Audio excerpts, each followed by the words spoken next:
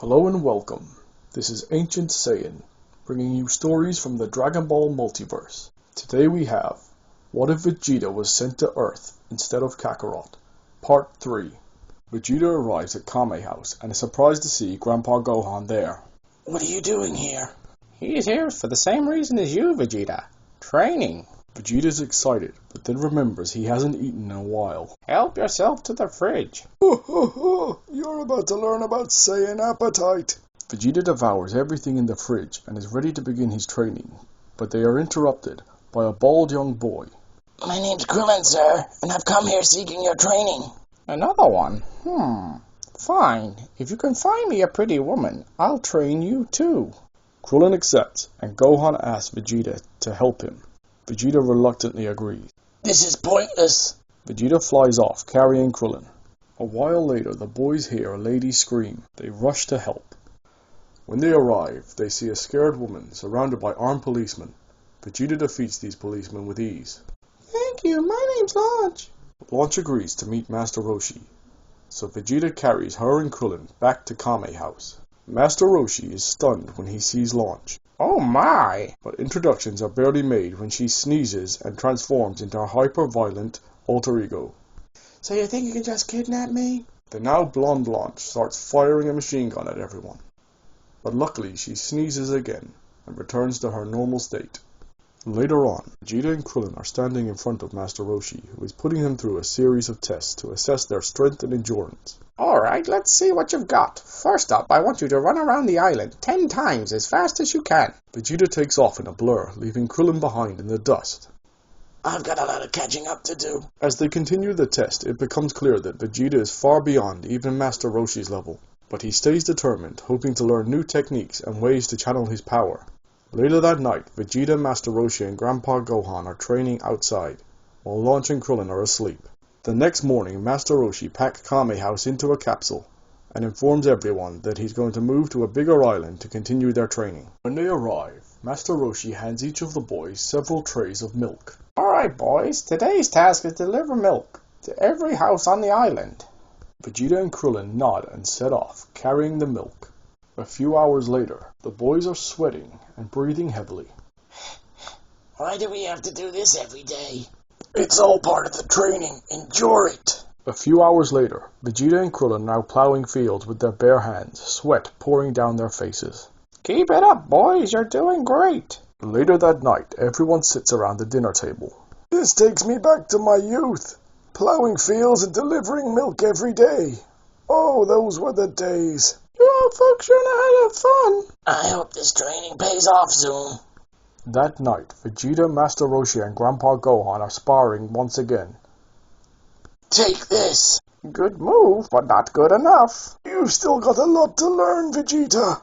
The next morning, Vegeta is standing in front of Master Roshi wearing a massive turtle shell on his back. Krillin looks on, trying not to laugh. This should even the playing field a bit. Now let's continue with our training. They start their usual routine of delivering milk and plowing fields, but this time, Vegeta has to contend with the extra weight of the turtle shell. You'll get used to it eventually. I don't need to get used to this. It's slowing me down. That's the point, Vegeta. You need to learn how to fight and train under adverse conditions. Vegeta grumbles but continues with the training. Later that night, Vegeta is sitting at the dinner table, still wearing the turtle shell. You're getting stronger every day, Vegeta, I can tell. I don't feel stronger. I feel weighed down. That's just your body getting used to the weight. You'll get stronger because of it. Vegeta looks at Master Roshi skeptically, but doesn't argue. That night, Vegeta is once again sparring with Master Roshi and Grandpa Gohan, still wearing the turtle shell. He struggles to keep up, but is determined to push through. As time goes on, he starts to move more fluidly. There you go, Vegeta. You're getting the hang of it. Vegeta looks up, surprised to see the smile on Grandpa Gohan's face. He feels a sense of pride and determination wash over him. A few months later, Vegeta and the others are training with turtle shells on their back. After months of training, Master Roshi tells them to take off their shells, as there is only one day left until the World Tournament. They are surprised by how much lighter and faster they feel without the shells. Krillin, you've come a long way. Thanks, Vegeta. I couldn't have done it without your help. Master Roshi hands the boys new suits, and they head off towards the World Tournament. When they arrive at the stadium, they meet up with Bulma, Yamcha, Puar, and Oolong. The boys sign up for the tournament, and Master Roshi leads them to the competitors-only area, where he gives them new martial arts uniforms. The first challenge for the boys is the elimination round. Only 8 fighters can make it to the proper tournament. Vegeta is up first, and faces off against a tall fighter, who tries to land a punch on him, but Vegeta sidesteps, and delivers a swift kick to his opponent's stomach, knocking him out cold. Krillin is up next, and faces off against a fighter from Orin Temple. The fighter taunts Krillin relentlessly, but Krillin remains calm and collected. He dodges the fighter's punches with ease, and delivers a swift kick, sending the fighter flying through a nearby wall. Well done, Krillin. Thank you, Master. Your training has paid off. Master Roshi is up next, and faces off against a small wiry fighter, who tries to land a punch on him, but Master Roshi effortlessly dodges the punch, and delivers a powerful blow to his opponent's stomach, sending him clean out of the ring. Impressive, old man. Thanks, Vegeta. I've still got it. The elimination round comes to an end, and our heroes have all made it through without breaking a sweat. Even Yamcha has made it through. The 8 finalists sit in a room with the World Tournament announcer. Alright, it's time to draw numbers for the first round. Please step forward and draw a number from this box. Contestants approach the box and draw their numbers. Alright, looks like the first match will be Krillin versus Bacterian. Krillin and Bacterian enter the arena. The crowd cover their noses as Bacterian's stench fills the air. Oh man, this is gonna be rough. Yeah, that's right, old man. You can't beat me with that weak stomach of yours. The match begins, and Bacterian blows his foul breath at Krillin before rubbing his hand on his crotch and then on Krillin's face. Gross. You like that? Here, have some more. Bacterian jumps on Krillin repeatedly before sitting on him and rubbing his butt in Krillin's face. Get off me, you stinky jerk. Krillin, you're stronger than this guy. Don't let the smell get to you. Krillin takes Vegeta's advice and quickly recovers. Bacterian hawks up some spit and unleashes his finisher, the deep-throated, mucus-filled Logie of Death. No way I'm getting hit by that. Krillin dodges the attack and kicks Bacterian in the chest, sending him out of the arena. Who's the weak one now? The crowd cheers as Krillin emerges victorious. The next match is between Yamcha and Master Roshi. Yamcha launches an array of attacks at Roshi, who dodges them all with ease. Yamcha then uses his powerful Wolf Fang Fist, but Roshi quickly dodges it, stunning the crowd. Roshi then claps his hands together, creating a wave of energy that launches Yamcha out of the ring and onto the arena floor. Oh, Yamcha's out of the ring. Pathetic. Oh, and there we have it, folks. The winner by ring out, Master Roshi. Up next is Ranfan versus Nam. As the match begins, Ranfan tries to seduce Nam, but he stays focused. As the match goes on, Ranfan is down to just her undergarments. This greatly distracts Nam, till he remembers that he must win this match. He closes his eyes, and with a single attack, knocks her unconscious. I'm sorry, I had to do it for my village. There we have it, folks. Our winner, Nam. The final match of the first round is Vegeta versus Girin. The crowd roars as the two fighters enter the ring. Vegeta, wanting to test himself, decides to lower his power level below Girin's. Girin grins, showing off his sharp teeth. You won't stand a chance against me, little boy. The two fighters take their stances and the referee signals the start of the match. Girin charges towards Vegeta with a punch, but Vegeta easily dodges it. Girin tries to attack again, but Vegeta counters with a swift kick to his side. Girin grunts in pain and steps back. Girin realizes he can't win this fight with brute strength alone. He decides to use his secret weapon, the merry-go-round gum. Girin spits out the gum, which traps Vegeta in place. Girin then picks him up and throws him out of bounds, but before Vegeta can hit the ground, he stops mid-air and flies upwards, bursting out of the gum. Vegeta smirks, looking at Girin. Now it's my turn.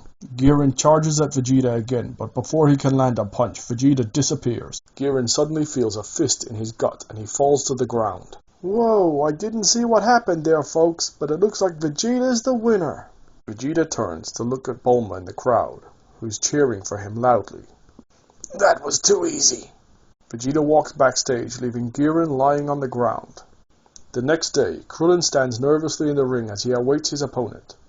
Master Roshi walks in, grinning at his student. Don't be nervous, my boy. Remember, win or lose, as long as you do your best, you have nothing to feel ashamed of.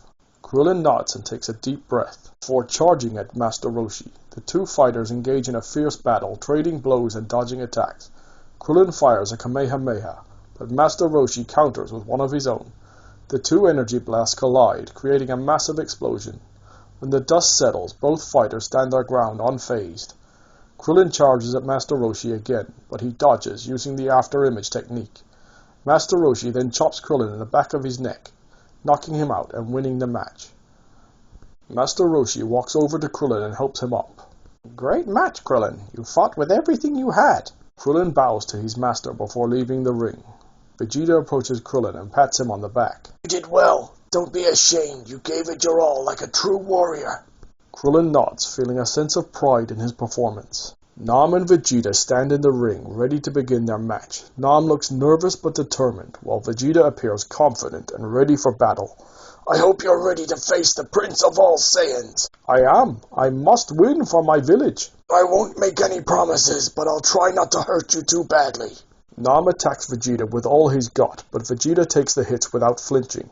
Vegeta then unleashes a barrage of attacks, using his hands, feet, and tail. Nam realizes he needs to use his cross-arm dive technique to win the match. He takes to the air, crossing his arm in front of his face to make an X. He accelerates towards the ring, crashing down into Vegeta's chest. Vegeta is surprised by the power and precision of the attack, but he remains unfazed. If I was human, I may well have been killed by that attack. Impressive, Nam. Vegeta continues to knock Nam down with his attacks, but Nam keeps getting back up. What drives you to keep getting up? Nam tells Vegeta about the drought in his village and how he needs the prize money to buy water. You are truly an honorable and worthy opponent. I am sorry. Vegeta hits Nam with a powerful punch to the gut, knocking him unconscious, and winning the match. Later on, Vegeta approaches Bulma and asks if there is anything he can do to help Nam. She tells him that water is free in most of the world, and all Nam needs is something to transport it. She hands Vegeta several capsules with empty tanks inside. Vegeta finds Nam later and hands him the capsules, telling him that there is enough water in them to supply his village for a while.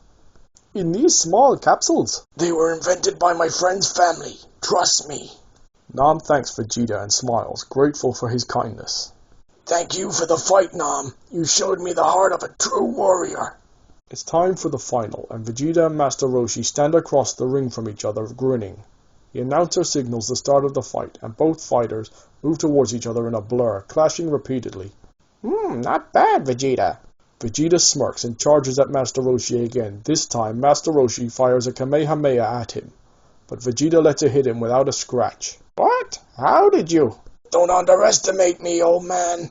Master Roshi decides to try a different approach and uses the Sleepy Boy technique to put Vegeta to sleep. The announcer starts counting, but just before it's too late, Bulma shouts that it's dinner time from the stands, causing Vegeta to jump up. That was a cheap trick, Master. Vegeta starts attacking Master Roshi, backing him to the edge of the ring. Master Roshi gets desperate and uses the Thunder Shock surprise on Vegeta, seemingly paralyzing him. Give up, Vegeta. You can't win. Never. Master Roshi maneuvers Vegeta out of the ring, but just as it looks like he's about to touch the floor, Vegeta bursts out of the attack and flies back into the ring.